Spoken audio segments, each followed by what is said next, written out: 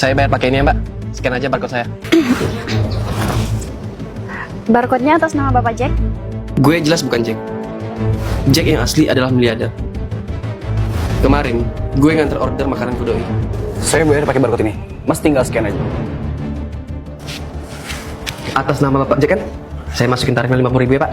Masukin aja 100.000 buat tips. Kan saya miliarder. Di sana pun gue dapat ide jenius. Maaf Pak, aplikasi scannya tertutup. Saya scan ulang ya. Diam-diam, gue bukan nge-scan, tapi motret barcode-nya. Selanjutnya, gue nato barcode itu di tangan, biar bebas gue pakai. Maaf, rekeningnya atas nama Bapak Jack?